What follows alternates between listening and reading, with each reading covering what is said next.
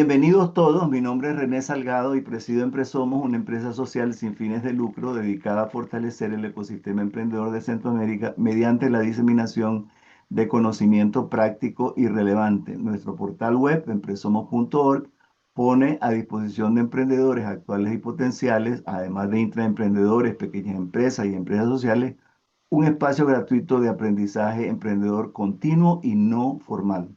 Es para mí un placer recibirles en nuestra serie de webcasts de Enterprising Connectivity Central America, ECA.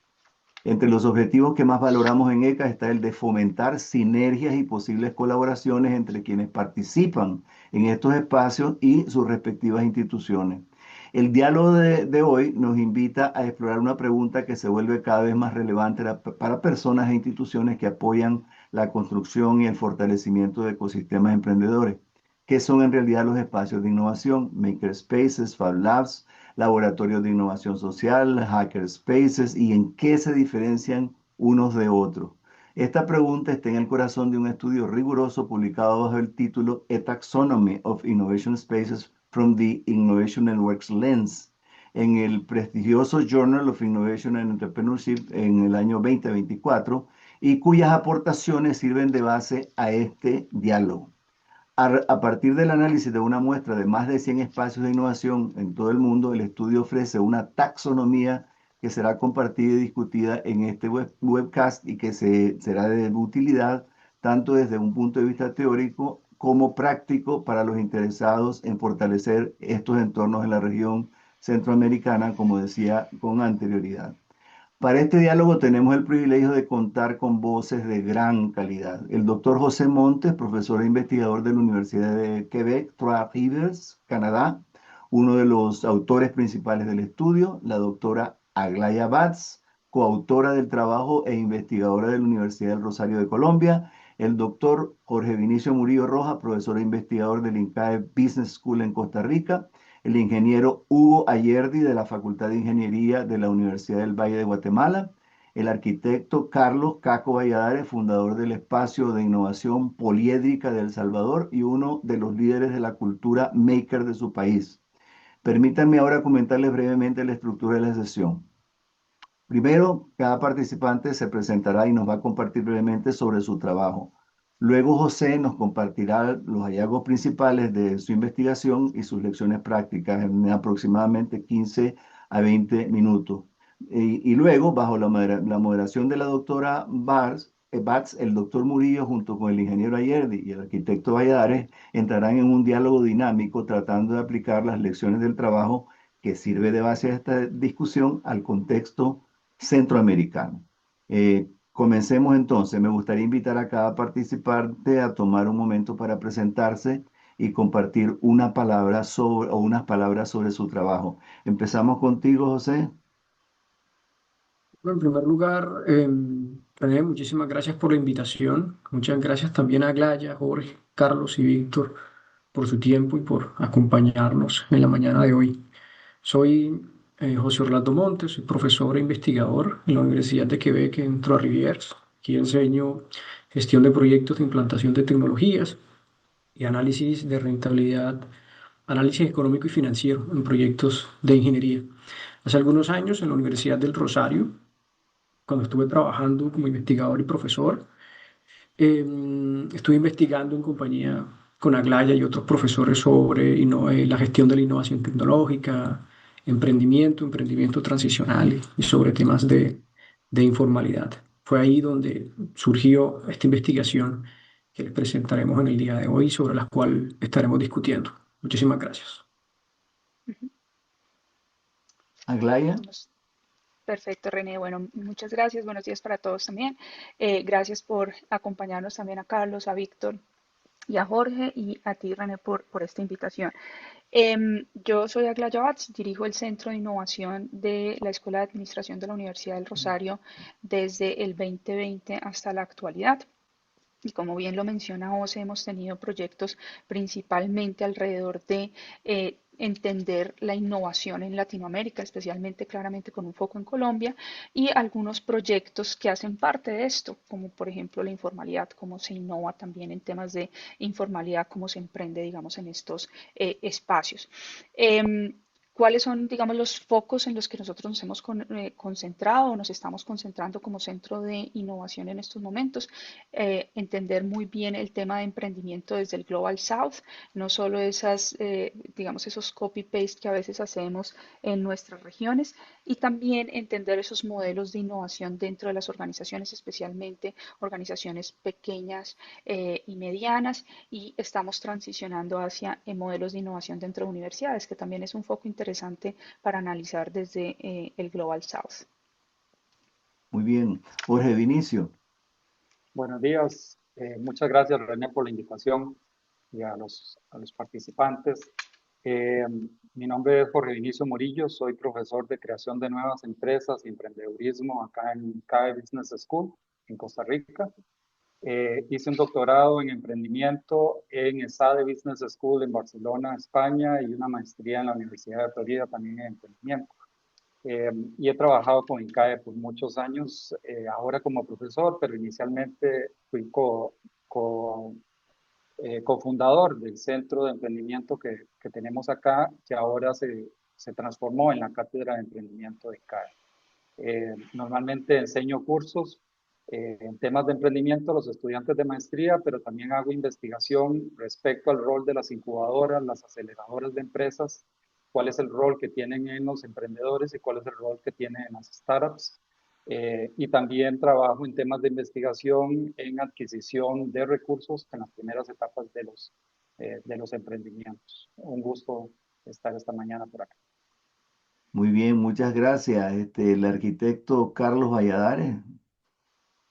¿Qué tal? Un gusto, René, muchas gracias. Un saludo a todos, un placer compartir con este panel.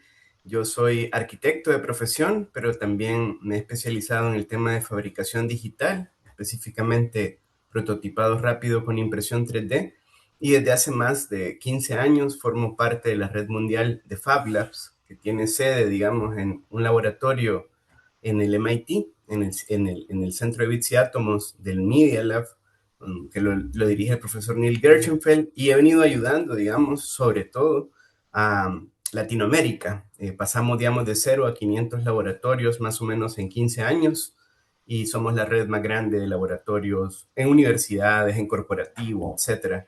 Y como emprendedor, he sido emprendedor serial y ahorita estoy dirigiendo una agencia de investigación y desarrollo enfocada en early stages que se llama Poliédrica Agency, y también soy el fundador de Fab Lab El Salvador y digamos que co-líder en Centroamérica de los Fab Lab con los compañeros de Costa Rica, que también ya desde hace más de una década venimos impulsando la región en estos temas. Así que un placer compartir con todos ustedes.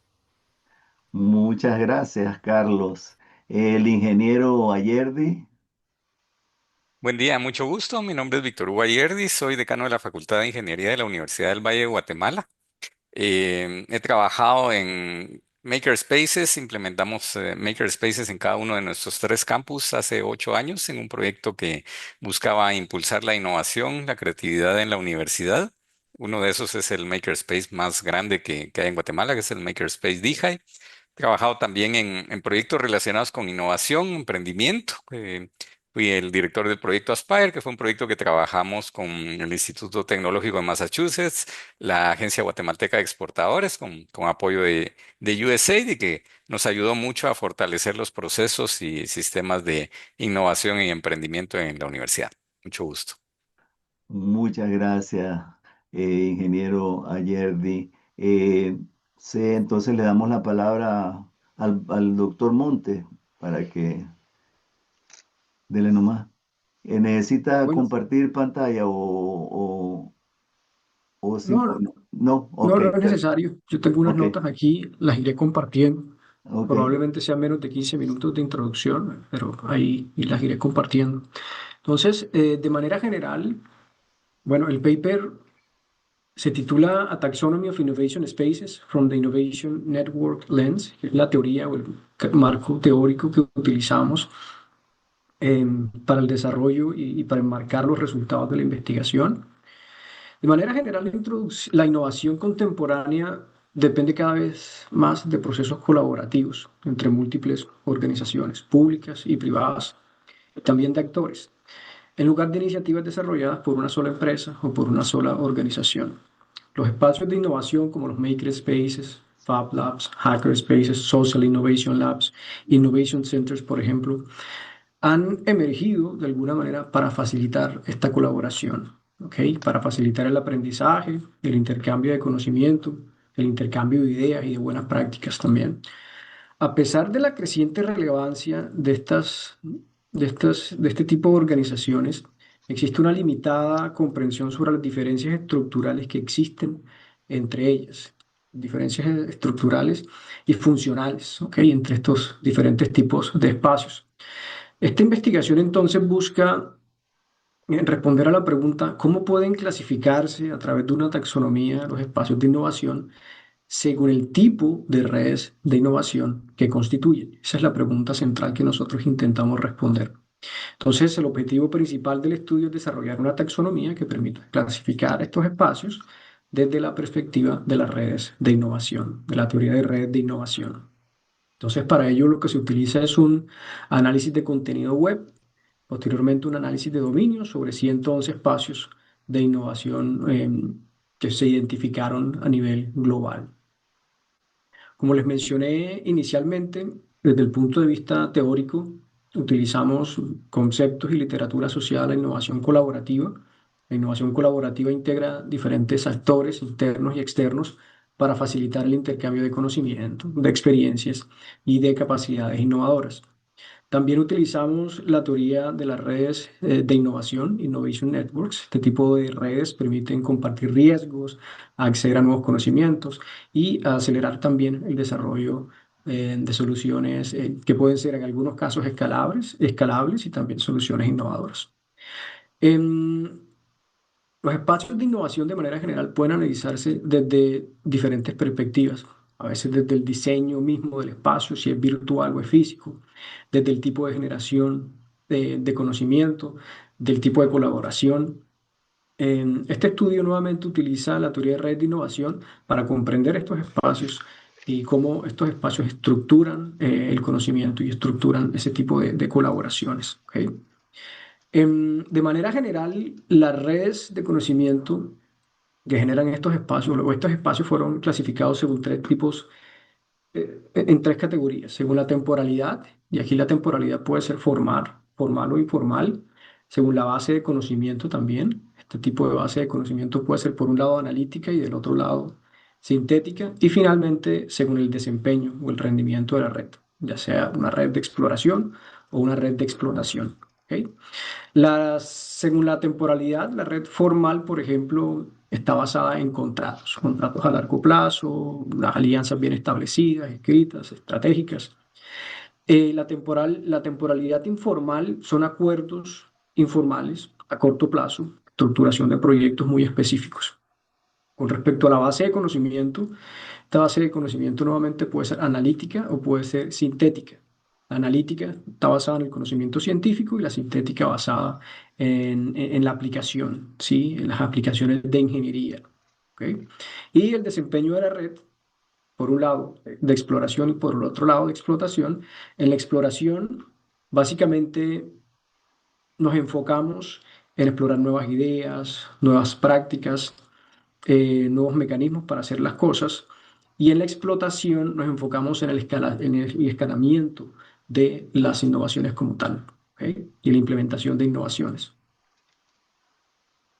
En esta investigación, pues como les mencioné hace unos minutos, utilizamos una metodología cualitativa que se basa en dos elementos. Por un lado, análisis de contenido web y por el otro, análisis de dominios. ¿Okay? El análisis de contenido web nos permitió identificar los espacios. ¿Okay? Inicialmente se identificaron 303 espacios de innovación mediante plataformas digitales y Snowball Sampling y conocimiento experto del equipo investigador. Posteriormente, de esos 303 espacios se seleccionaron 111 utilizando muestreo por criterio, priorizando espacios activos, con información disponible en inglés, español, portugués, espacios constituidos formalmente y con información actualizada. También buscamos espacios que nos permitieran, espacios de innovación, quiero decir que nos permitieran realizar triangulación entre diferentes puntos de datos para poder agregarle un poco más de rigor a la investigación. Es decir, que tuvieran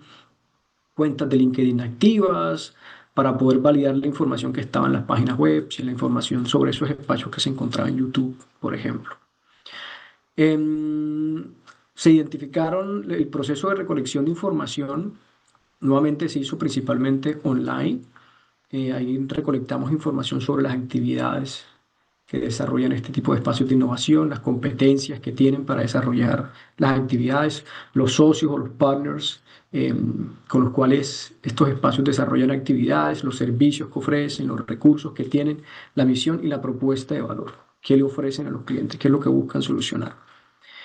En el segundo nivel hicimos también el análisis de dominios que nos permitió clasificar los espacios según la teoría que habíamos identificado, ¿okay? Según la temporalidad, la base de conocimiento y el desempeño de la red. 3 investigadores, expertos en el tema, analizaron esta información que se recolectó, validaron esta información y en varias sesiones de trabajo y de manera conjunta realizaron el proceso de clasificación, este análisis de dominios, para garantizar, por un lado, la coherencia y por el otro lado, rigor analítico. Entonces, como resultados, ¿qué encontramos en el estudio? Identificamos básicamente 3 grandes clusters de espacios de innovación. El primer gran cluster Learn and Explore, aprende y explora. El segundo cluster, Partner and Impact, como asociación e impacto. Y el tercero es un tipo de cluster que llamamos transitorio. ¿Okay? Learn and Explore, Partner and Impact y transitorio. Entonces, en el primer clúster de espacios, Learn and Explore, identificamos la gran mayoría de los espacios. ¿Okay? Se caracterizó por redes mixtas, conocimiento sintético, es decir, basado en la aplicación, en la ingeniería, aplicaciones de ingeniería, y orientación hacia la exploración de métodos, no al escalamiento, ¿sí? No a la comercialización de innovaciones. Entonces, la mayoría de los espacios se encuentran aquí. Aquí encontramos espacios, por ejemplo, como makerspaces, hackerspaces, Hub Labs. ¿Okay? Y tienen mucho sentido, porque estos espacios suelen estar basados en eso, en la identificación, en compartir conocimiento y hands-on learning, aprender haciendo y solucionando problemas a través de diferentes mecanismos y tecnologías de manufactura, por ejemplo. En el siguiente clúster, que es Partner and Impact, como asociación e impacto, se caracteriza más bien ya por generar redes formales, como con contratos y alianzas a largo plazo. Utilizar conocimiento analítico o generar conocimiento analítico a través de reglas, a través de regulación, a través de patentes, pero aquí el tema de las patentes fue un poquito menos claro, y se orienta mucho hacia la explotación de los resultados, hacia tener un impacto mucho más amplio y dirigido hacia la sociedad. Aquí se encuentran, por ejemplo, espacios como los Public Innovation Labs, Social Innovation Labs, Citizen Labs. Este tipo de espacios están financiados generalmente por la banca multilateral, en algunos casos, por algunas organizaciones públicas, otras privadas. Sí, y por eso, para utilizar estos recursos, necesitan tener contratos a largo plazo, necesitan tener unas alianzas bien establecidas con unos parámetros claros y con unas normas claras. Aquí, este tipo de espacios priorizan alianzas formales nuevamente y la implementación de soluciones con impacto a nivel o económico, o social, o ambiental.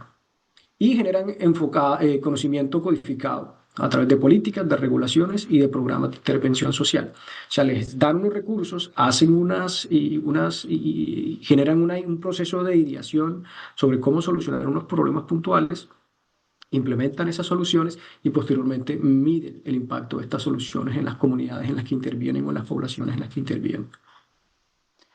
Y luego tenemos el clúster transitorio, ¿okay? Que está compuesto básicamente por redes informales, ¿okay? Alianzas a corto plazo que no están tan bien formalizadas, mucho conocimiento sintético basado en el saber hacer y orientación hacia la exploración de técnicas y de mecanismos nuevamente. Estos espacios se enfocan en actividades de corta duración, talleres, conferencias, proyectos temporales, en la mayoría de los casos. ¿Okay?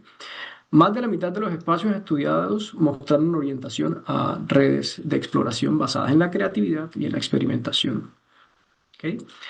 También identificamos como resultado que hay espacios convergentes y espacios divergentes. ¿Cuáles son los espacios convergentes? Son los espacios que de manera general convergen hacia un tipo de red específica. O sea, están ubicados en un eje específico del cubo. ¿Ok?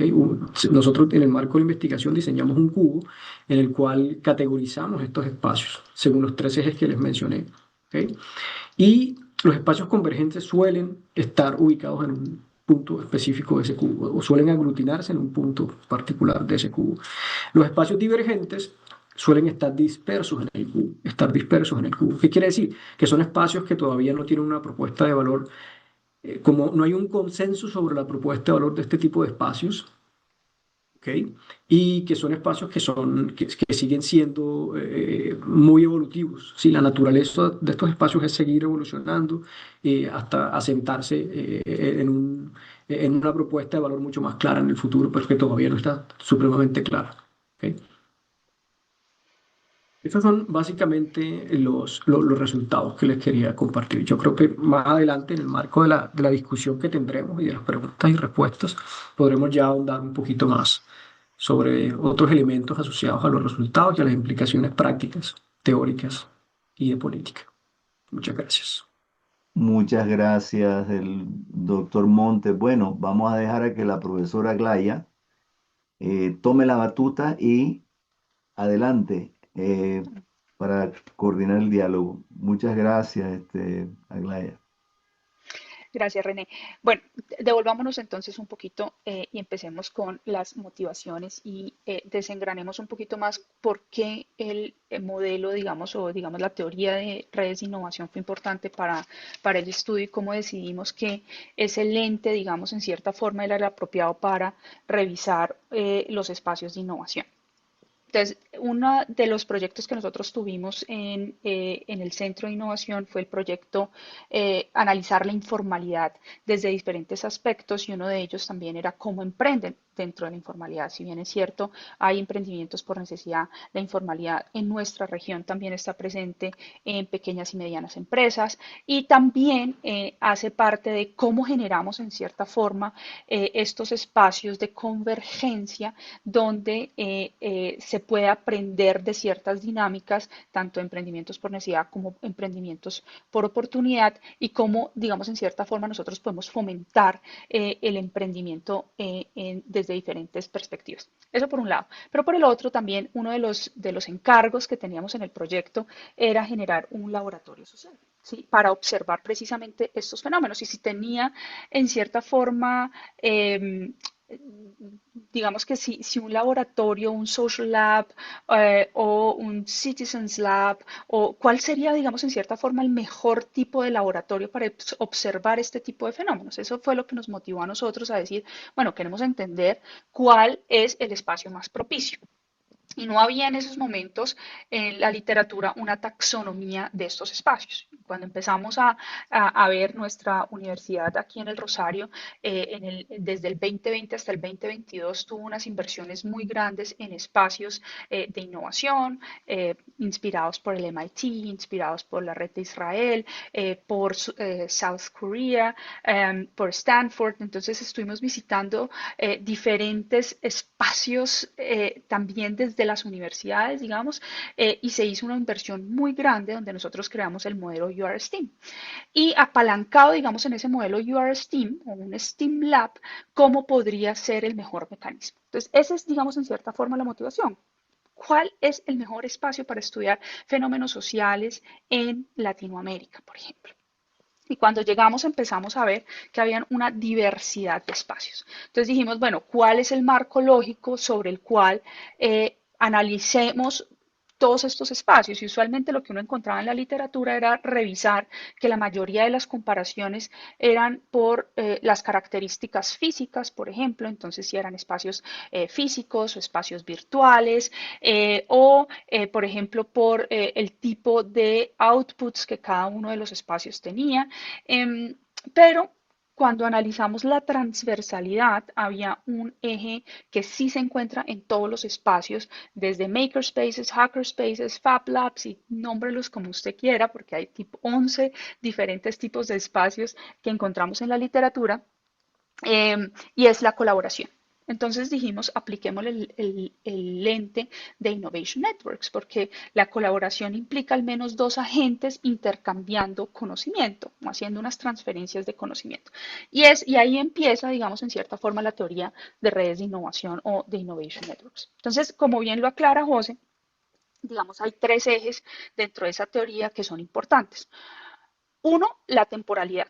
Y entonces, como bien lo explicó José, la temporalidad es formal o informal. Formal hace parte de todas estas agreements formales firmados donde nosotros establecemos relaciones usualmente a mediano y largo plazo. Es decir, nosotros encontramos convenios entre 18 meses, 36 meses, 48 meses de trabajo informal, que son, digamos, en cierta forma, más como cursos cortos o visitas, entradas y salidas entre esos dos agentes, interacciones un poco más cortas. ¿Qué implicaciones tiene esto para la innovación? Entonces, para la innovación esto tiene que entre más nosotros nos conozcamos, más interacciones, digamos, a profundidad tenemos en temas de conocimiento. Y hay una premisa en innovación que entre mayor heterogeneidad de conocimiento, más capacidad de innovar nosotros tenemos.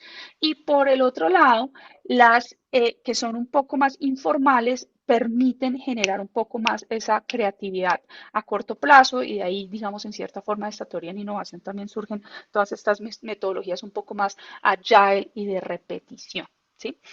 El segundo punto, y aquí sí quiero entrar un poco y quiero enfocarle como la primera pregunta, y es el tema del tipo de conocimiento y por qué esto es importante.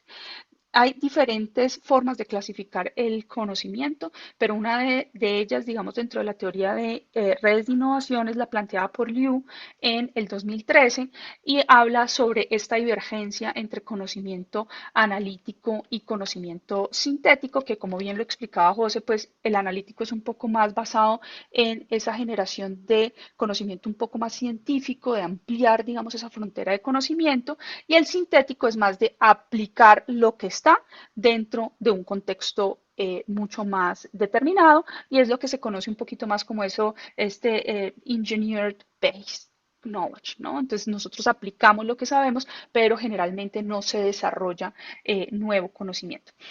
Para innovación, ¿qué implica esto? Entonces, el conocimiento analítico, si bien es cierto, crea nuevo conocimiento, que esto dentro de una red de innovación es fantástico para el tema de innovación, porque nos permite tener unidades de conocimiento propias. Es decir, por ejemplo, si uno se va a Penrose dentro de sus estrategias, cuando clasifica cuáles son los assets que son invaluables, pues el conocimiento es uno de ellos. Digamos que todas las empresas pueden comprar la misma máquina, pueden situarse al lado, pero realmente el único conocimiento que nos da una ventaja competitiva, perdón, la única asset que nos da una ventaja competitiva es el conocimiento. Entonces, generar nuevo conocimiento dentro de estas redes o ese conocimiento analítico es clave. Una de las cosas es que, como bien lo dice y apunta José, aquí nosotros estamos tratando de buscar qué tantos de estos espacios de innovación tenían entonces publicaciones, copyrights, patentes, qué tanto ese output, digamos, en cierta forma estaba enfocado a crear conocimiento propio. Y por el otro lado, el sintético, que es más el ingenieril, el aplicado, es se da por un intercambio de conocimiento entre los actores que llegan a ese espacio. Entonces, vamos a construir algo, entonces llega el ingeniero más el arquitecto, como en el caso de Carlos, y tratan de generar un nuevo modelo dentro de un prototipo y aplicar, digamos, los conocimientos que ellos ya saben en temas de ingeniería, de arquitectura, de ingeniería civil, etcétera, etcétera. Entonces, ya es una aplicación que va, perdón, ¿me escuchan? Que va mucho más aplicada al hacer, ¿sí? A resolver un problema desde el hacer, no tanto desde esa generación de conocimiento. Y entonces ahí yo quisiera que entremos a la primera pregunta. El estudio también toca unos conocimientos mixtos y aquí tenemos Carlos que digamos está trabajando y ha asesorado diferentes makerspaces. ¿Cómo ustedes ven ese conocimiento mixto dentro de estos espacios? Muchas gracias, Aglaya, por este primer comentario. La verdad, primero felicitarlos por el estudio, José y Aglaya. Creo que abre una dimensión muy interesante. Como tú mencionabas, la literatura, digamos, en términos estrictos, yo recuerdo cuando empecé en todo esto, era arquitecto, no electrónico, no estaba familiarizado con el tema de prototipado rápido, como quizá lo esté ahora. Pero cuando uno buscaba en Google Makerspace Fab Labs y ponías Tech Shops en aquel momento, que era otra modalidad, salía una gráfica donde se intersectaban, digamos que en dos dimensiones, en cuanto que espacio, es decir, qué tipo de máquinas tienes y qué haces. O sea, un poco el output o los outcomes que ustedes clasifican dentro del paper. Y esa, digamos que imagen teórica que cruzó todo el mundo y eran los grandes 4 modelos entre FabLab, Makerspace, Hackerspace y TechShop, era todo. Esa imagen era como, no había mucho paper.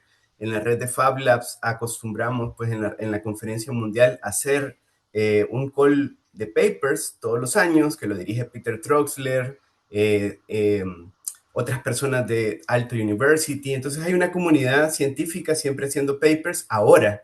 Pero cuando tú te vas a los inicios de los Fab Lab, hace más de 20 años, ahorita se están celebrando los 25 años de que arranca todo en el MIT en el 2001, ha pasado mucho tiempo y ha pasado miles de Fab Labs y por tanto muchas experiencias. Una que quisiera contar brevemente es el primer Fab Lab en Latinoamérica, que fue el Fab Lab de la UNI, la Universidad Nacional de Ingeniería en el Perú, en Lima. Nosotros ahorita, les decía, somos más de 550 Fab Labs en Latinoamérica y cerca de casi los 3.000 Fab Labs en el mundo, 165 países, es decir, está casi que globalmente el modelo instalado. El primer Fab Lab de Latinoamérica cerró 3 años después de haberse inaugurado. Era una universidad pública, la subvención que era de cooperación española finalizó y pues no tenemos cómo financiarlo y sostenerlo, decía una universidad pública estatal, ¿no? Entonces se cierra, pero lo interesante de eso y que salió en un paper de Anna Waldman, que es una buena amiga y una gran investigadora que ahora trabaja para el gobierno de Estados Unidos, en uno de los white papers de ella hablaba del fracaso de los Makerspace, The Failure of Makerspace se llama, financiado por Autodesk. Y en este paper salía el Fab Lab Uni como anecdótico, porque se cierra, entonces era como el fracaso del modelo tal cual, que se te cae en las manos, el modelo anglosajón, y ahí retomo un elemento que tú planteabas al inicio, que es el sur global, ¿no? Cómo lo visualizamos desde el sur global, y por ahí va mi comentario en específico, y es que hubo un renacer, porque una generación de estudiantes de la Escuela de Arquitectura querían abrirlo, agarraron escobas, limpiaron la capa de polvo, restauraron las máquinas con amigos de la Escuela de Ingeniería y lo levantan. Y el decano dice, wow, esto es un milagro, pero aprovechan ese milagro y empiezan a capitalizar con grants, con un montón de cosas para mantener la sostenibilidad. Ya había una experiencia aprendida de que si tú te quedas sin fondos, pues se cierra, es inestable, etcétera. Entonces, ese Fab Lab es de los más resilientes porque es como que ya murió, ya casi que ha muerto varias veces, pero vuelve, digamos, como a entender la lógica y la naturaleza por la cual está en ese lugar. Entonces, estas dos dimensiones que hablaban el gráfico de hace 15 años, ustedes la tridimensionalizan. Y con esto voy a cerrar. ¿Por qué la tridimensionalizan? Porque podemos encontrarlo como vector. Uno de esos 111 espacios está en un vector con un KPI específico. Ahora lo interesante, y sería como una continuación más adelante de la investigación, es profundizar dentro de esa ubicación, por qué está en esa ubicación y de qué dependió históricamente para ello. Entonces, en concreto, creo que ha habido mucho aprendizaje. Falta documentación, creería yo. Hay poca documentación. En los Fab Labs no nos acostumbramos a documentar en papers lo que perdimos, sino que lo que ganamos, ¿no? O sea, hicimos una invención, armamos el paper del Arduino conectado, etcétera. Entonces, esos serían mis comentarios, Aglaya. Muchas gracias por la oportunidad. Gracias, Carlos. Jorge, tú tienes un comentario al respecto también. Ok. Aglaya y José, muchas gracias también por la presentación de este paper. Considero que nos da un marco conceptual que se necesita realmente en nuestra región para poder gestionar los diferentes ecosistemas de innovación. Quiero retomar algo que estaba diciendo Carlos sobre algunos espacios que pierden los recursos, ¿no? Las donaciones, que es como se maneja principalmente en nuestra región centroamericana por medio de donaciones o flujos de apoyo económico externo, y pierden esos flujos y entonces pues se pierde el espacio. Ustedes proponen en su paper que algunos de estos espacios deberían de migrar de cierta manera hacia la explotación y de esta manera asegurar un poco la sostenibilidad financiera, pero la pregunta que yo me hago es hasta qué punto y si de repente hay ejemplos de espacios que han migrado hacia la explotación, pero de repente pierden hasta cierto sentido ese espíritu maker que tenían al inicio, ¿no? Ese espíritu creativo que tenían al inicio donde la rentabilidad no era tan importante para los participantes. Eh, entonces, no sé si entramos ahí en un trade-off, sobre todo en nuestra región, ¿verdad? Y a qué punto de equilibrio de repente podemos llegar en Centroamérica para que generemos hasta cierto punto recursos y le demos sostenibilidad financiera a estos espacios, pero al mismo tiempo no perdamos ese espacio libre, creativo, sin preocupación hasta cierto punto. ¿Qué piensan ustedes y los otros invitados? Dos cositas. Voy a hacer una pequeña intervención donde voy a resaltar uno de los comentarios de Carlos y luego intento responder la pregunta de Jorge. Eh, es muy interesante lo que menciona Carlos de que los espacios a veces aparecen y luego desaparecen, ¿cierto? Yo recuerdo que con Aglaya tuvimos una conversación muy interesante cuando estuvimos haciendo la investigación, porque el proceso de recolección de información demoró casi 2 años, año y medio, larguito. Entonces, el paper lo rechazaron varias veces y algunas veces nos decían recolecten información adicional. Lo hacíamos. Y en ese proceso, Carlos, nos dimos cuenta con Aglaya y con Lisette que desaparecían espacios, ¿sí? Entonces, al final no logramos hacer un estudio longitudinal, pero de alguna manera sí tuvimos como un rastreo en varios puntos en el tiempo de lo que sucedía con algunos de esos espacios. Entonces, unos aparecían, otros desaparecían, otros ya no actualizaban la página web. En algunos al principio tenían cuenta de LinkedIn abierta y activa, luego ya no.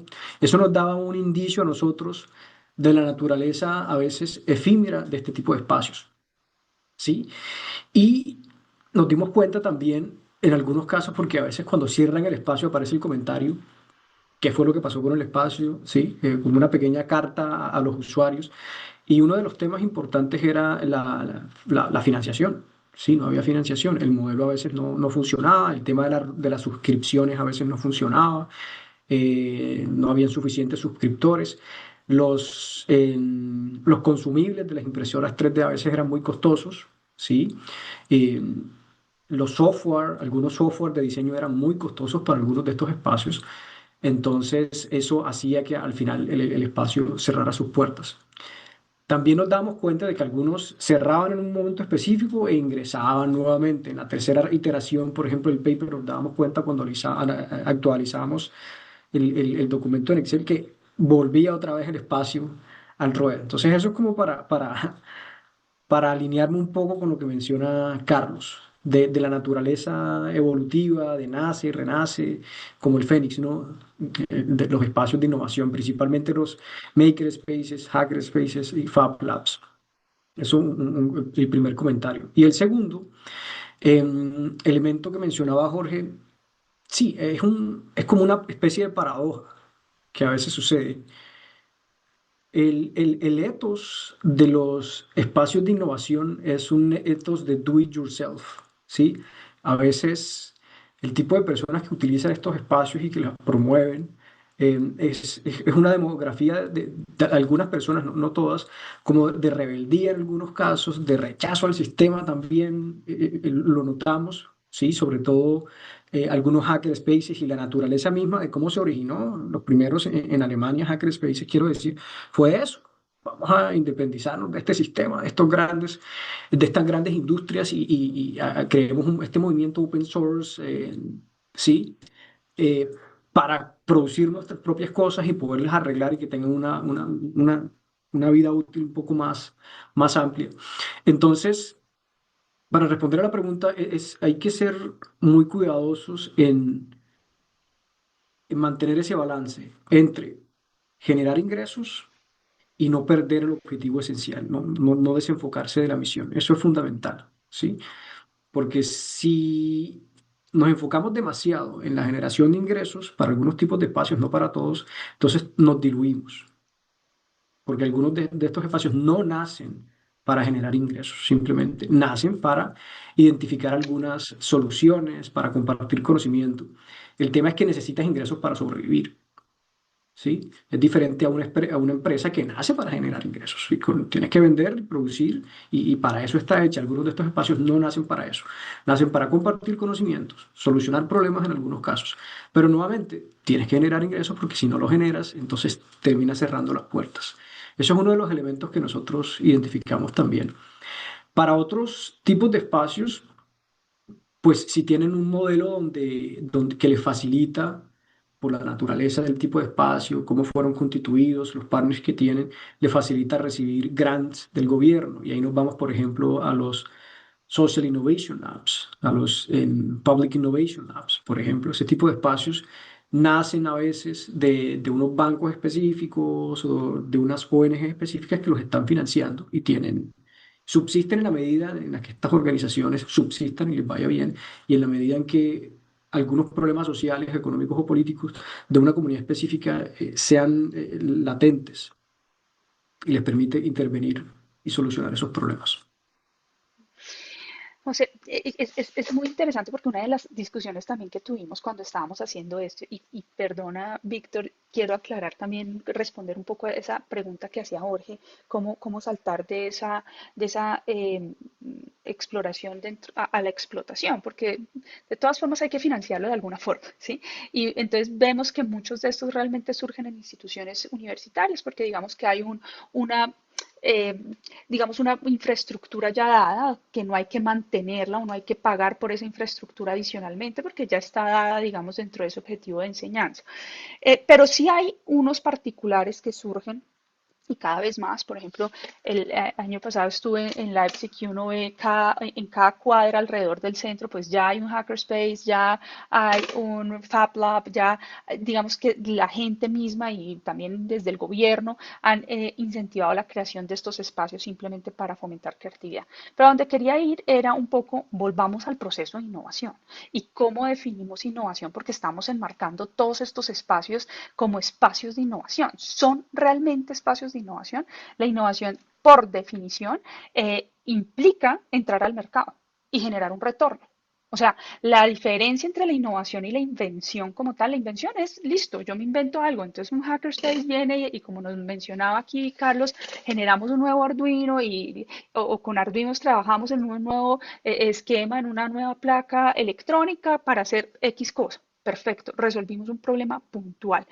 Pero si no explotamos esto, no estamos innovando, no estamos saltando un mercado, no está, maravilloso, porque estamos entonces dentro de esa ideación y prototipado, dentro de las fases de ese proceso de innovación de ideación y prototipado, pero para nada estamos saltando a esa parte de generación de nuevo conocimiento, a establecer líneas de producción, a encontrar un mercado, a realmente tocar y resolver ese problema como tal. Y fue una de las preguntas que nos hacíamos, aunque decíamos, no queremos ser tan disruptivos al ponerlo, los espacios de innovación no innovan. ¿Sí? O la mayoría de espacios de innovación realmente no son espacios de innovación, son espacios de creatividad, que es buenísimo.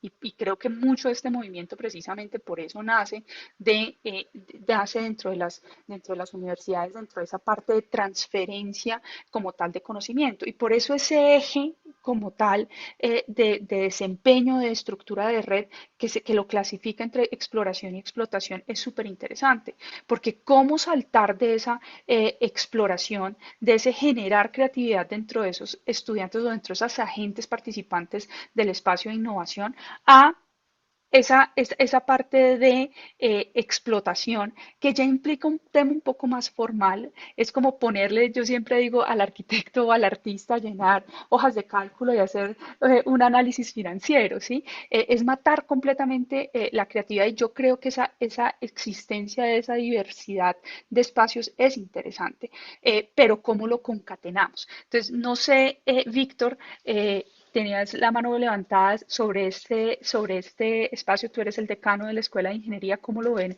ustedes desde esa perspectiva?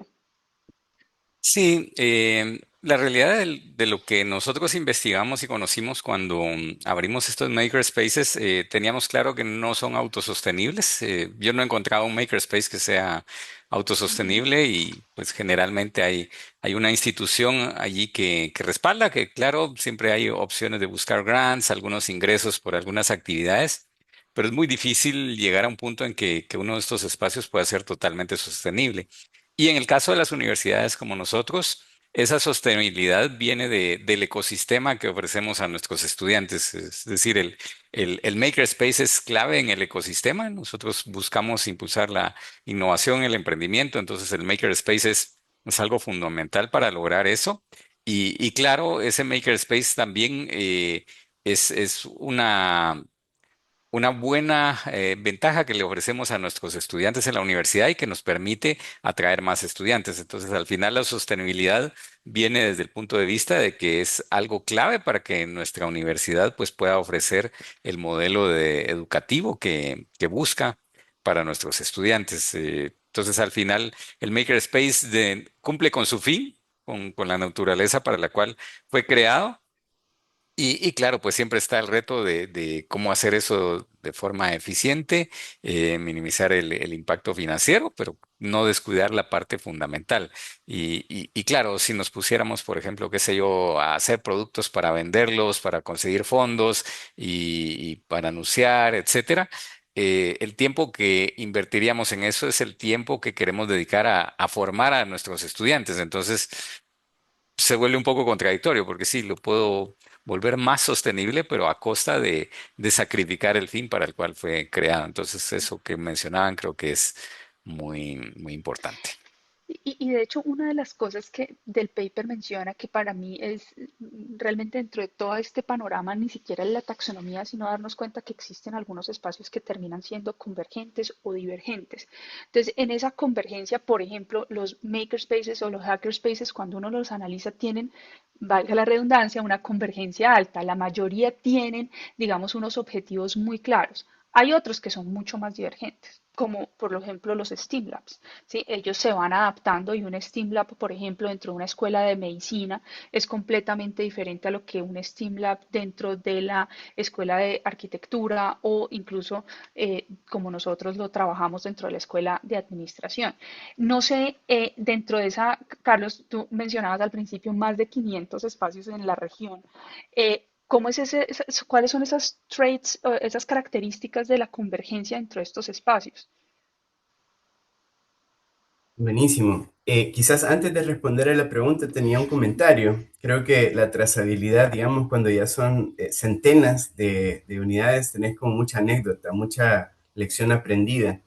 Hay una comparativa, digamos, yo creo que cuando uno estudia esto desde el índice global de innovación y con los exámenes de innovación en la mesa, entonces te das cuenta, hay 8 grandes categorías, digamos, en el índice, como clusters, y dentro de ellas, por ejemplo, en El Salvador, para el Banco Interamericano de Desarrollo, ha estado en 2 de los 3 estudios de ecosistema país. Y, digamos, nosotros en El Salvador, y es muy similar a la región en Centroamérica, nuestra sofisticación de mercado es baja. Nuestra infraestructura también es baja. ¿En qué me refiero en infraestructura? Que no podemos competir muchos de los países con Costa Rica, por ejemplo, que cuando llega un Intel y te genera una capacidad de matriz productiva tan grande, o como cuando tenés en Chile el cobre o diferentes industrias que te movilizan recursos, entonces hay unos estadios. En la red de Fab Labs, digamos que hay una gran diversidad de enfoques, pero la taxonomía casi que siempre diría que un 80-20 es la misma. Nacen en universidades, en colegios, como makerspaces, pero adecuados, digamos, al colegio, ya como dentro de la red de Fab Labs. Sin embargo, no están como dentro de en la red de Fab Labs, dentro de una mini red o una micro red en ese ecosistema solo de colegios compartiendo, como lo hace FabLearn, por ejemplo, que nació en Stanford y que sí te une makerspaces gringos de colegios y que llegan hasta 100 colegios asociados. Entonces eso genera potencia porque se va generando una mística. Entonces, si bien todos son universitarios, depende en qué facultad nace, pero aquí quería hacer como un contrapunto, digamos. Creo que los Fab Labs son sostenibles en un país donde entiende la innovación en los términos que tú lo has descrito.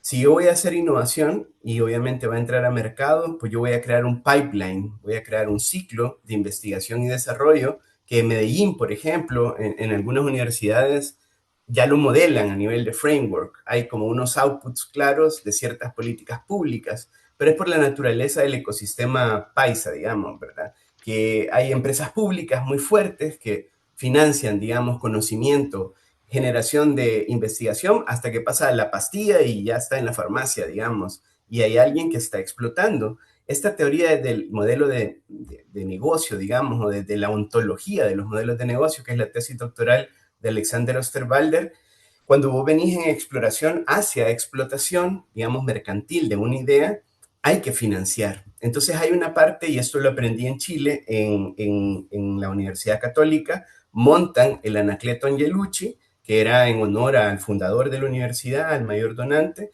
y se da una inversión de 10 millones de dólares para el laboratorio. Para todos los demás éramos como, wow, un edificio hecho por Aravena, con todo, ¿no?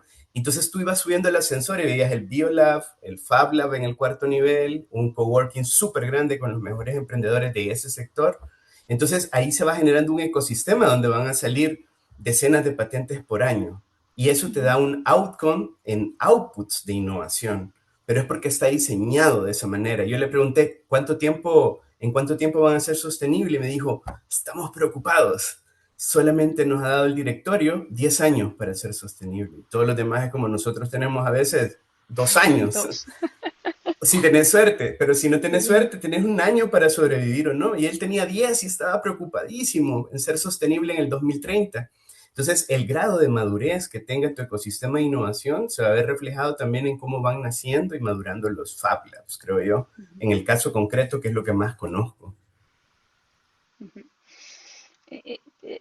Para nosotros también, Carlos, es interesante y dentro del paper lo discutíamos bastante y era, no existe todavía un modelo concatenado que surja, por ejemplo, desde las universidades con esa complementariedad de conocimiento, porque sí vemos que hay algunos que sí están un poco más enfocados a esa explotación, como por ejemplo los centros de innovación. Nosotros tenemos per se, digamos, unas lógicas de trabajo alrededor de proyectos cofinanciados o, digamos, esas asesorías ya a empresas grandes, como tú lo mencionas, o esos encadenamientos productivos, tipo el cobre en Chile, ¿sí?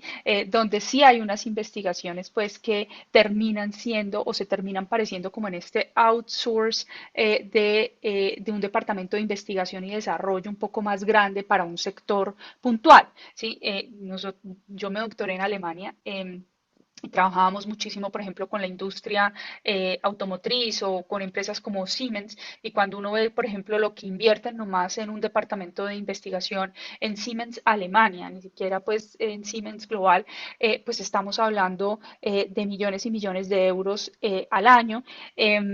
Para producir innovaciones y digamos que funciona la lógica interna, sino que lo hemos tratado de extraer en cada fase del proceso de innovación. Entonces, para la ideación tenemos los Idea Labs, entonces para el prototipado tenemos todo el tema de makerspaces o hackerspaces y así sucesivamente, pues ellos lo hacen o lo concatenan alrededor de un proceso de innovación o procesos. La verdad, de innovación en estas empresas grandes no hay solo uno, son diversos los procesos de innovación que enmarcan ese desarrollo y esa entrada a mercado. Y esta combinación, digamos, de conocimiento también tanto analítico como sintético se da mucho más orgánicamente. Acá hay una diferenciación un poco más puntual. Como lo decíamos, pues los makerspaces están más dados a ese sintético, a ese aplicar, los de innovación muy probablemente un poco más hacia ese conocimiento un poco más analítico. ¿Sí? ¿sí? Jorge. Bueno, a mí me llama poderosamente la atención y me causa mucho interés en el paper de ustedes. Ustedes identifican esa zona que está entre la exploración y la explotación y lo llaman algo así como transición o etapa de transición. Y en esa etapa justamente donde se desarrollan MVPs, ¿no? Donde se desarrollan modelos de negocios para pasar de la exploración hacia la explotación, coincide realmente con las etapas del Valle de la Muerte, donde fracasan la mayoría de emprendimientos. Entonces, me pregunto, y además ustedes exponen en su paper que justamente esos espacios de innovación en la etapa de transición, en el medio de exploración y explotación, son de los que hay menos, en los que encuentran menos una formación de clúster. Entonces mi pregunta o lo que me estoy preguntando es, ¿será que a nivel de diseño institucional en los ecosistemas emprendedores nos estamos quedando cortos con ese tipo de centros de innovación que están en la mitad de las dos cosas y que eso conlleva a que no se dé el apoyo justamente en una etapa crucial para los emprendimientos, que es el Valle de la Muerte, que es donde están tratando de migrar de esa ideación hacia desarrollar un modelo de negocios? ¿Qué piensan ustedes? ¿Es un faltante por diseño en nuestros ecosistemas? ¿Es por falta de recursos en muchos casos? ¿O es porque no hay la demanda necesaria por parte de los emprendedores? Yo diría que esta última es la que menos creo, que no haya demanda por la tal. ¿Pero qué opinan? Yo a veces pienso que eso puede ser un elemento multinivel o multifactor, ¿sí? Por un lado, la financiación, ¿sí? Es que es necesario tener los recursos para poder escalar e iterar, ¿sí? No es suficiente con otorgar, no sé, $100.000 a una empresa y listo, para que sea exitosa. En muchos casos no funciona así.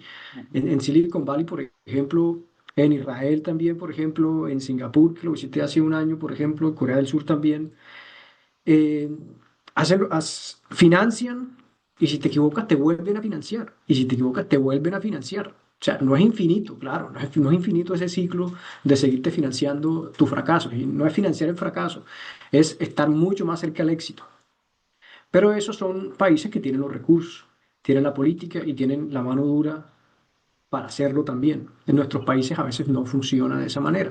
Y por eso es importante entender estas dinámicas a nivel del Global Sur, a nivel de Latinoamérica, donde utilizamos otro tipo de mecanismos enfocados en la resiliencia, en la iteración de bajo costo, en entender muy, muy, muy bien el cliente y el producto y el problema, porque no tenemos 3 rondas de financiación de $100.000, como lo proponen la gran mayoría de estas metodologías ágiles de innovación, ¿sí? Burn cash fast, ¿sí? Quema dinero rápido, itera rápido. A veces no se puede. Nosotros no podemos porque nuestro sistema no funciona de esa manera, que en algunos casos penaliza el fracaso. ¿Okay? Sí, esa brecha la tenemos que solucionar de otra manera, esa brecha de Exactamente. tipo de espacios en transición. Y en otro paper con Aglaya también exploramos eso, cuáles son, analizamos otros espacios en Latinoamérica, yo creo que sí, con Aglaya, bueno, analizamos 4 países diferentes e identificamos otras estrategias, ¿sí? Que son identificar mucho mejor el problema, iterar internamente, ¿ok? Entender el producto final y cómo está siendo utilizado sin necesidad de escalarlo de inmediato, porque hacer un proceso de escalamiento es extremadamente costoso y de testeo en el mercado es extremadamente costoso. Eso por ese lado. También está el tema del diseño inicial de los tipos de espacios. Como ya varios de ustedes lo habían mencionado, algunos de los espacios no tienen la estructura, no tienen el conocimiento necesario para superar el Valle de la Muerte. Se quedan simplemente en procesos inventivos, en procesos de invención y de solución de problemas, pero a nivel local y de transferencia de conocimiento, pero internamente. El objetivo son estos espacios, a veces algunos de ellos son diseñados para eso, no necesariamente para hacer procesos de escalamiento donde ya necesitas otro tipo de expertos, otro tipo de redes, ¿sí? de partners y un nivel de financiamiento y de compromiso un poquito más elevado.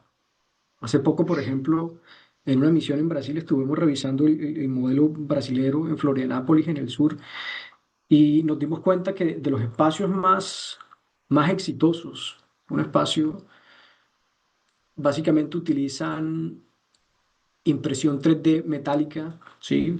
Unas cámaras llenas de argón y ahí imprimen unas piezas metálicas. Ese es un espacio que los servicios que ellos ofrecen, que es la impresión metálica, ¿sí? 3D, ya están, cómo puedo mencionar eso? Los servicios están reservados hasta noviembre. La impresora está buqueada completamente hasta noviembre de este año. Imagínense, hace un año emergió, lo financió una empresa petrolera, ¿sí? Le financió el espacio, la infraestructura, los técnicos, y ya están ofreciendo ese servicio de impresión 3D y están hasta noviembre, los servicios están bloqueados porque hay demasiada demanda. Entonces, una de las grandes lecciones que yo aprendí de este espacio es identificar, si quieres ser rentable, por ejemplo, porque nuevamente no necesariamente todos quieren ser rentables, identifica un problema puntual, ¿sí? Busca un partner y especialices en eso. En este caso, ellos se especializaron en impresión metálica 3D, puntualmente en el sector petrolero, puntualmente en el sector petrolero. Claramente, cuando tú tienes una impresora de esas, te cuesta varios millones de dólares, otras empresas que no son necesariamente del sector petrolero van a querer generar prototipos y productos impresos en metal, ¿sí? Porque antes tenían que enviar los diseños a Alemania, que lo imprimieran en Alemania o en Estados Unidos, que regresara y los costos se elevaban un montón y ese proceso podría demorar 1 o 2 meses. Ya no, ya demora semanas. Entonces ese fue como el mecanismo que ellos encontraron. Requieren una inversión inicial, claramente un apoyo del sector privado. ¿Quiénes trabajan ahí en ese organismo? Por ejemplo, trabajan profesores. Son profesores expertos en diseño, pero también hay una persona que hace el enlace con el sector privado para poder identificar los contratos, para poder identificar también las necesidades del sector. Pero nuevamente, si ven, aquí estamos hablando de competencias diferentes, de recursos diferentes y de cómo emergen. En este caso, nació ese espacio para solucionar ese problema puntual de ofrecer prototipos y piezas específicas impresas con impresión 3D metálicas. Yo ahí quiero complementar una cosa que pasa mucho en nuestra latitud. Pues yo no quiero generalizar el sur global porque yo sé que hay algunas dinámicas en Asia que son diferentes, pero por lo menos en nuestra latitud de sur global. Y es nosotros en la mayoría, y uno lo ve incluso también a nivel de espacios de innovación, surgen a veces de forma aislada y de forma independiente. ¿Sí? Difícilmente nosotros nos anclamos, como lo dice vos, a una problemática grande. Cuando uno analiza, por ejemplo, incluso los sistemas de ciencia y tecnología en Europa, todos son muy claros, o sea, hay muy claro las líneas de desarrollo en las que nosotros vamos a especializar. No es a partir de, nos llegó este fondito de $500.000, vamos a empezar, digamos, este proyecto y vamos a ver qué pasa. Entonces, claramente, pues vemos que, y sobre todo en la región, ese aparecer y desaparecer de espacios de innovación, pues se convierte en algo pues muy lógico. ¿Sí? Llega el proyecto, llega la financiación, se va el proyecto, pues se va el espacio también.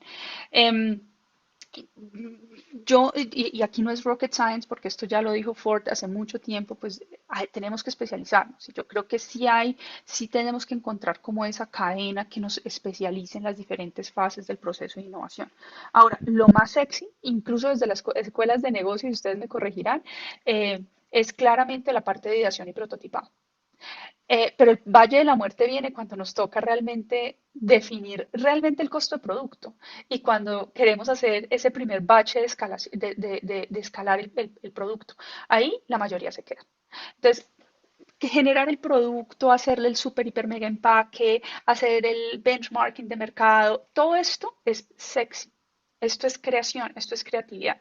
Pero cuando nos pasamos esas habilidades un poco más duras de cuál va a ser el modelo de negocio, venga, respondamos realmente a esa demanda, ajustemos una línea de producción o generemos alianzas. Ahora lo vemos nosotros, por ejemplo, acá en el tema de Deep Tech. Hay una cantidad de vacíos en la cadena de valor simplemente para escalar. Miremos Deep Tech, biotecnología o biotech de medicina. Una cantidad de desarrollos que nosotros tenemos que se quedan en tema de prototipado, los implementamos en los dos, tres hospitales que nos generaron la problemática, reaccionamos a eso, ahí se queda.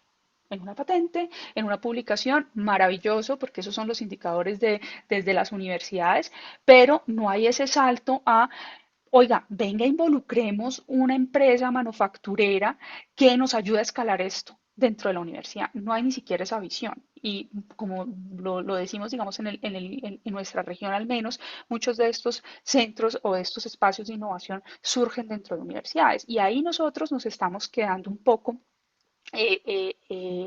flojos.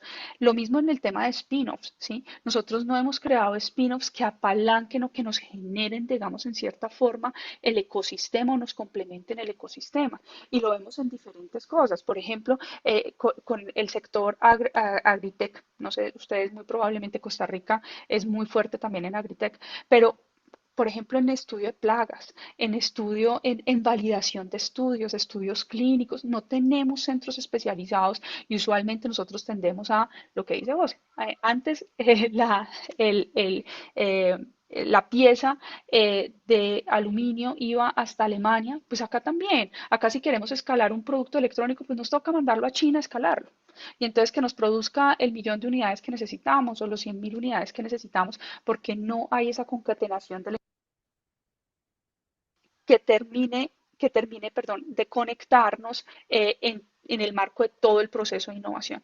Y muchos, y si lo vemos, muchos de los procesos, y como tú lo anotas, Jorge, están enfocados en esa parte de ideación y prototipado, pero nos quedamos en saltar a esa parte de desarrollo, a esa parte, incluso de generar las capacidades, tanto físicas como intelectuales en temas de volver algo exponencial y de saltar realmente a ese mercado. Carlos. Bueno, en parte creo que ya te has adelantado con mi pregunta un poquito, has concluido algunas de las cosas que iba a preguntar, pero quisiera también, en términos generales del estudio, digamos como cerrar un poquito, al menos en mi participación, entendiendo esa localidad, esa latitud de sur global latinoamericano, para caracterizarlo mejor, y cómo estos modelos, muchas veces, en el caso de los Fab Lab, modelos anglosajones, con unas características muy particulares de cómo emergen, digamos, en su ecosistema, que es el Media Lab del MIT, ¿verdad? Muy particular, o en Stanford, otros modelos, etcétera. ¿Cómo ven ustedes como dentro de esta investigación que han realizado y probablemente la secuencia que pueda tener esta investigación, nuestra ubicación, nuestra localidad frente a los espacios de innovación con esta mirada más de los lentes de la innovación colaborativa y cuáles las perspectivas hacia los siguientes 10 años, digamos, por plantearnos un horizonte de cómo podemos desarrollarnos mejor, cómo podemos tocar el territorio, la Colombia profunda, El Salvador profundo, ¿no? La ruralidad, esa parte más multidimensional que mencionaba José, y que creo que su estudio la ha abierto esa caja de Pandora de, ok, tridimensionalicemos el LLM, vectoricémoslo y tengamos vectores y pesos, ¿no? Dentro del modelo matemático. Falta mucho, ¿no? Para eso, pero ya hay una perspectiva tridimensional de los makerspace, de los Fab Labs y cómo ellos taxonómicamente pueden configurar impacto. Por ahí lo voy a dejar y que ustedes puedan regalarnos unas conclusiones del estudio en esa vía, ¿no? Más surglobal, para sintetizar. No sé si José quieres empezar o lo empiezo yo. De pronto algunos comentarios. Bueno, en primer lugar, yo creo que ese tipo de espacios, los Fab Learn Labs, Innovation Spaces, Maker Spaces, eh, son espacios que son necesarios. Son espacios que son necesarios para compartir conocimiento, generar nuevas ideas, inspirar. Son fundamentales para inspirar nuevas generaciones de ingenieros, nuevas generaciones de ingenieras, ideas. y solucionar cultura. ciertos tipos de problemas. Algunos de ellos nuevamente no están diseñados para escalar innovaciones, para innovar como tal y llevar las cosas al mercado, ¿sí? A menos de que sean nuevamente diseñados para eso, desde el principio, desde su historia. Otro elemento importante que quisiera resaltar es eh, intentar mantener el ethos inicial de do it yourself, ¿sí? De open science, open software, open code, open hardware también, seguirla manteniendo, pero intentar buscar sin diluirse algunos mecanismos alternativos de financiamiento como lo mantenemos, como lo planteamos al final, que es básicamente como algunas suscripciones, ¿sí? Como también utilizando voluntarios, que es lo que hacen algunos de los makerspaces que son autosostenibles, buscando voluntarios para que den talleres, conferencias, por ejemplo, workshops específicos. ¿Cómo? Generando, intentando solucionar problemas puntuales para recibir algunos ingresos, ya sea a través de donaciones o partners que financien una parte de la misión y de las actividades de este tipo de espacios. ¿Ok?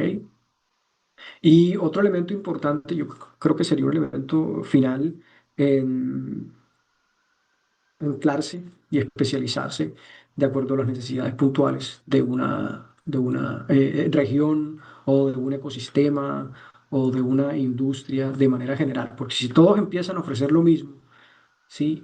Todos tienen las mismas máquinas y ofrecen lo mismo, entonces ahí empiezan. Yo creo que Monopolismo. la supervivencia en el largo plazo se pone mucho más en riesgo.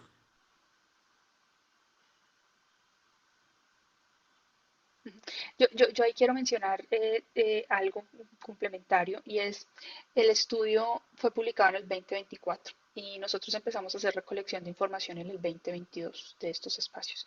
Y en el 2022, como en toda la innovación, le da a OpenAI por lanzar ChatGPT, con esto empieza un frenesí alrededor de IA. eh, y quiero traerlo a colación porque hay una cosa que dentro de una de las aristas o de los axes que nosotros clasificamos estos espacios de innovación es ese tema del conocimiento. ¿Sí? Y el conocimiento vuelve y juega analítico y sintético. Y el sintético es combinar unidades de conocimiento. Y hoy en día hemos visto una explosión también de herramientas de IA de prototipado, ¿sí? Que en segundos o pues tal vez horas, por ponerlo un poquito tal vez en el desempeño de máquina, generan prototipos que antes en estos espacios, tanto makerspaces como hackerspaces, nos demorábamos semanas en desarrollar. Y hoy tenemos, digamos, un portafolio de prototipos en cuestión de horas. Eh, eh, y también me parece, desde el otro lado, no solo desde la parte sintética, sino también analítica, en esa parte de generación de conocimiento, pues estos eh, algoritmos de inteligencia artificial, sobre todo enfocados a los LLMs o los de lenguaje, digamos, han apropiado ese intangible humano de comunicar lo que hemos aprendido. ¿Sí? Se apoyan en cierta forma en esos mecanismos explícitos que tenemos de acumular conocimiento. Lo que hace para estos algoritmos, o digamos en cierta forma, o lo que está pasando hoy en día, que esa generación de conocimiento cada vez sea mucho más rápida, que ya la estábamos viendo exponencial, ya habíamos aprendido estas dinámicas en temas de generación de conocimiento, pero pues con esto claramente el ritmo ha explotado como tal. Y yo sí me pregunto un poco cuál va a ser el rol entonces de estos espacios. ¿Sí? ¿Cuál va a ser el rol de estos espacios si en efecto ya hoy con un computador y en tu pregunta, Víctor, cómo llevamos esto más hacia a la Colombia profunda, hacia la Costa Rica profunda, hacia la Guatemala profunda y hoy en día con un computador tú puedes tener tu propio makerspace. ¿sí? Ya no necesitas nada más. Tú puedes tener, tú solo tú con tus agentes puedes crear un espacio muchísimo más poderoso de lo que hemos tenido en algunos casos eh, previamente al surgimiento de inteligencia artificial. Entonces, ¿cómo lo llevamos? Uno, yo sé que todavía, y sobre todo en estos espacios periféricos de nuestros países, la conectividad todavía es eh, no se da por sentada, ¿sí? Nosotros tenemos unas intermitencias. Colombia, por ejemplo, tiene unos niveles de conectividad alrededor del 70% y no con la misma calidad, claramente. Entonces, creo que uno de los retos es llevar, digamos, esa conectividad, pero creo que cada vez se van a crear estos espacios virtuales o van a tender a crearse estos espacios virtuales que saquen la creatividad y el contexto, que es todavía lo que a mí me parece que en la inteligencia artificial no se logra. Es decir, nosotros ya logramos hacer combinaciones de conocimiento, pero es todo lo que está explícito. Eso tácito que nosotros hemos aprendido por la experiencia, que es a veces difícil de transferir o incluso de contextualizar, el hecho de que yo pueda llevar, o que sea incluso diferente a algo que pasa en Medellín, como tú lo decías, precisamente por esa concatenación productiva, a llevarlo al Amazonas, ¿sí? Donde realmente pues no tenemos tenemos unas estructuras muchísimo más débiles económicamente, pues creo que entender esos contextos a la IA todavía le queda difícil. El prompt que yo meto en Medellín es el mismo que me arroja exactamente lo mismo que si yo mañana lo meto en Osaka, Japón. Y entonces el tema lo que cambia es el contexto. Y creo que estos espacios de innovación en este contexto deberían estar orientados un poco más hacia el contexto, hacia el problema, hacia cómo resolvemos, porque al final los espacios de innovación solo son herramientas o nos dan herramientas, que nos dan unas máquinas, nos dan unas metodologías, etcétera, pero al final tratamos de resolver problemas y llevarlas en cierta forma a un contexto. Entonces, sí creo que a futuro, como tú lo dices, o hacia dónde vamos a esto, yo creo que por un lado deberíamos tener una concatenación, una complementariedad de servicios. No todos los espacios de innovación hacen exactamente lo mismo.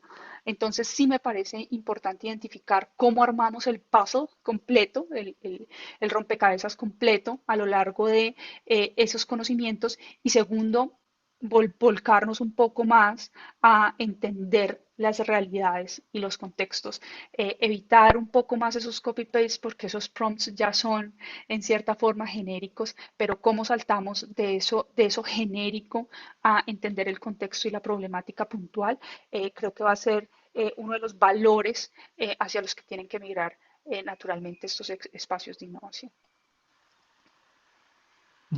Esto ha sido extraordinario, señores.